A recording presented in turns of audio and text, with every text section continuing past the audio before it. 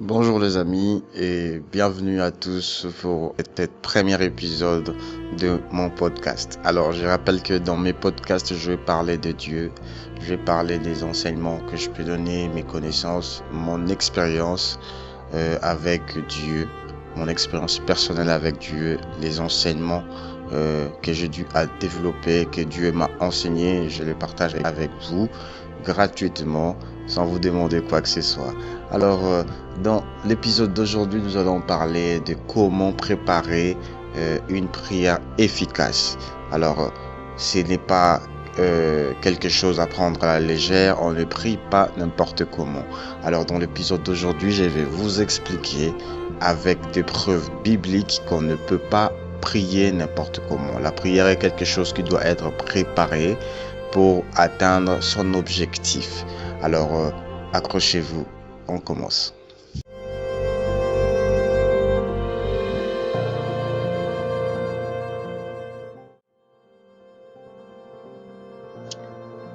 Avant d'aller plus en profondeur, j'aimerais d'abord qu'on sache c'est quoi la prière.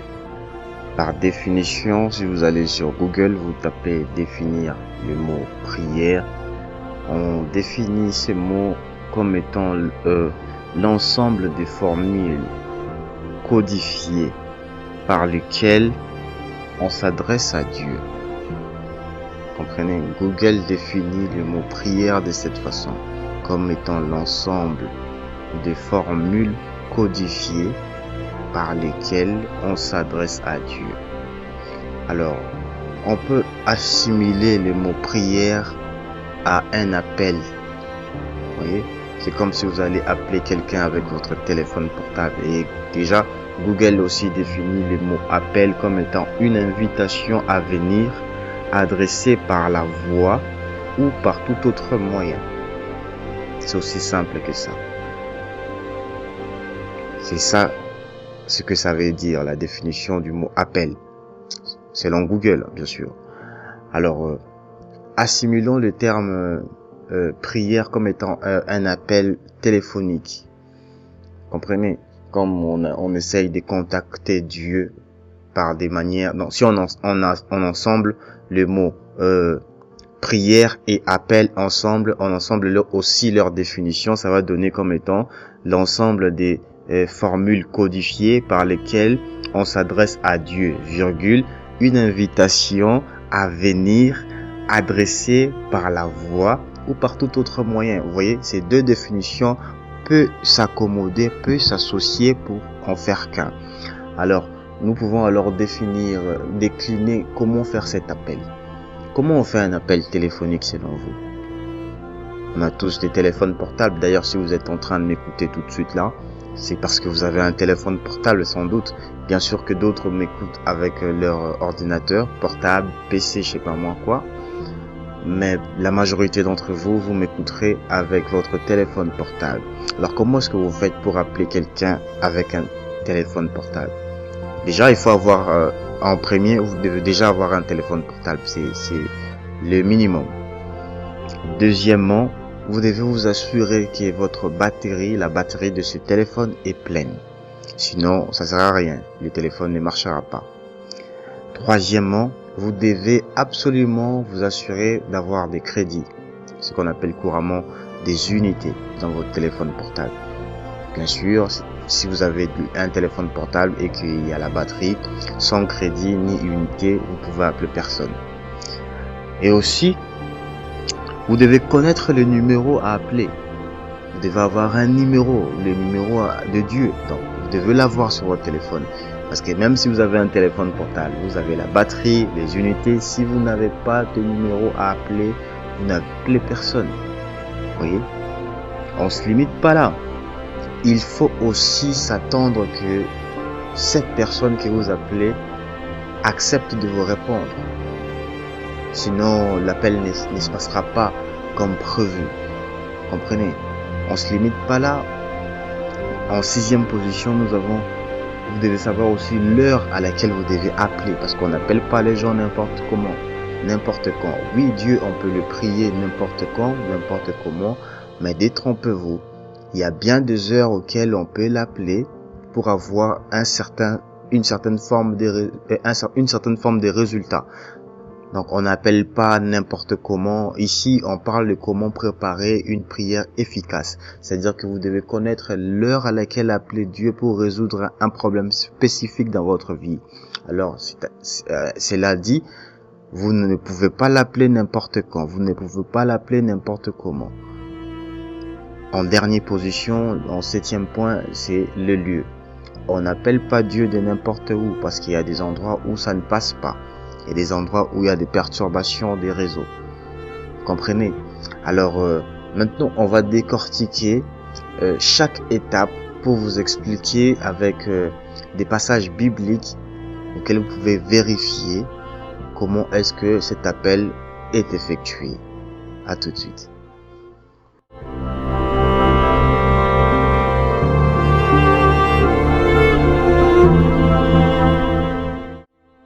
Maintenant, nous allons décortiquer les 7 étapes. En premier, avoir un téléphone portable. Qu'est-ce que cela veut dire? Avoir un téléphone portable veut dire être disposé à parler à Dieu, être disposé à l'entendre dans la prière. Si vous n'êtes pas disposé à faire une prière efficace à Dieu, cela ne servira à rien de vous donner le temps de lui parler. Il faut que votre cœur soit disposé, ouvert à l'écouter, ouvert à l'entendre. Comprenez? Être disposé de tout son cœur à entendre Dieu pour résoudre votre problème. Disposez votre cœur à la prière. C'est ça qu'il faut faire en premier. Et c'est ça, avoir un téléphone portable en premier.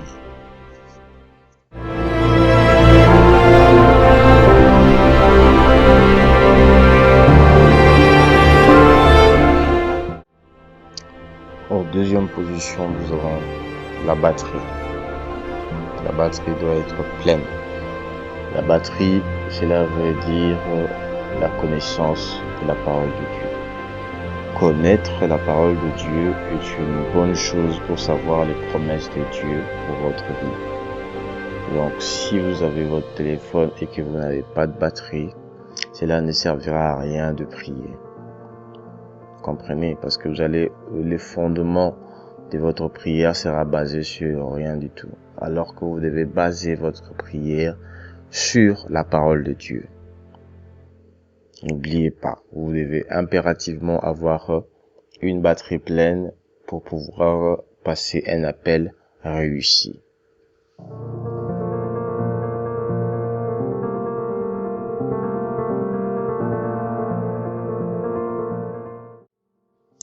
En troisième position, les unités. Les unités sont associées à la vie saine. Vous devez vous repentir, renoncer à tous vos péchés et jurer de ne plus retomber dans l'iniquité. Parce que quand vous avez péché, vous ne pouvez pas prier correctement. Vous ne pouvez pas vous concentrer à demander Dieu. Vous n'avez pas le droit de demander à Dieu quoi que ce soit quand vous vous sentez mal dans votre peau, quand vous êtes encore en état de pécheur, quand vos péchés ne sont pas encore pardonnés. Ça sera dur pour vous d'aller en profondeur dans votre prière si vous avez toujours des péchés cachés quelque part et que vous ne les avez pas confessés à Dieu. C'est très important de renoncer à ces péchés. En quatrième position, vous avez le numéro de téléphone. Si vous n'avez pas un numéro de téléphone, vous pouvez appeler personne. Alors le numéro de téléphone est associé au Saint-Esprit. Vous avez besoin du Saint-Esprit parce que vous-même, vous ne savez pas parler à Dieu. Et la Bible dit que vous ne recevez pas parce que vous demandez mal plutôt. Oui. Parce que vous ne savez pas demander, vous ne recevez pas. C'est la Bible qui le dit. Alors, vous devez avoir aussi le numéro de téléphone pour pouvoir appeler. Et le numéro de téléphone, je répète, est associé au Saint-Esprit. Sans le Saint-Esprit, vous allez demander mal et vous n'allez pas recevoir. Voilà un peu.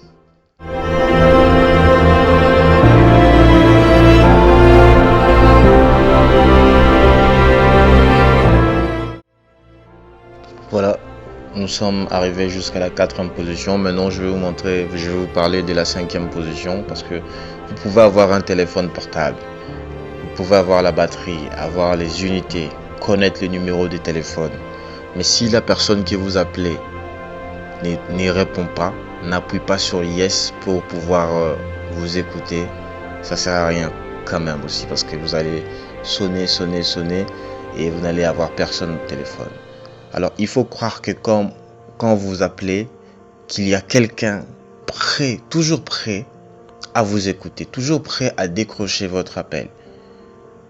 Pour croire en cela, vous devez aussi vous armer de la parole de Dieu. C'est pour cela que je vais vous permettre vous offrir plutôt quelques passages que j'ai trouvés dans la Bible. Si vous lisez dans Psaume 65.3, lisez Psaume 65.3, Proverbe 15.29, Ésaïe 59 de 1 à 2, 1 Pierre 3, le verset 12, 2 Chroniques 7, le verset 14 et 1 Jean 5 à 14. Dans ces passages-là, vous allez trouver que Dieu est toujours prêt à décrocher votre appel.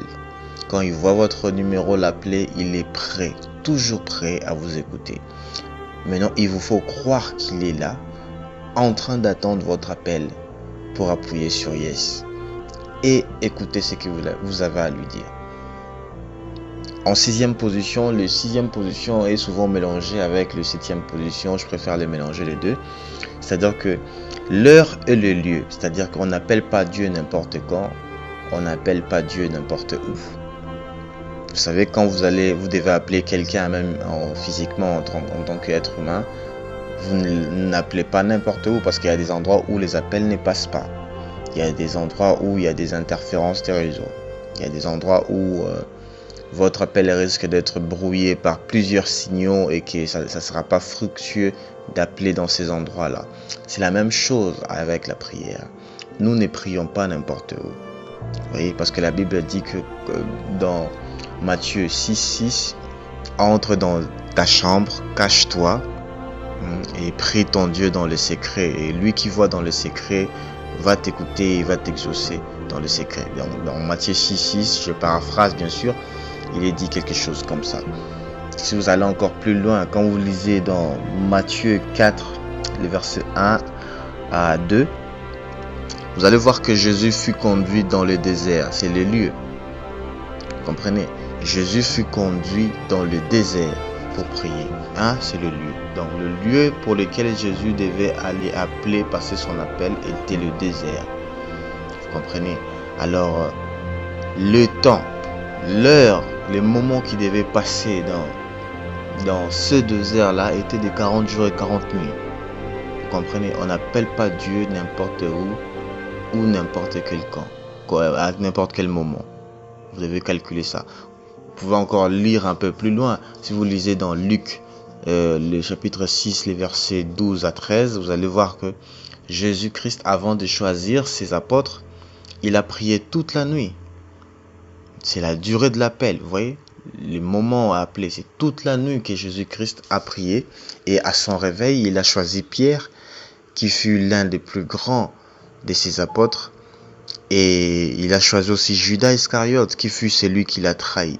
Donc vous comprendrez que on n'appelle pas Dieu n'importe où ou à n'importe quelle heure, comme vous voulez. Il y a des prières à faire à des endroits précis et à des moments précis.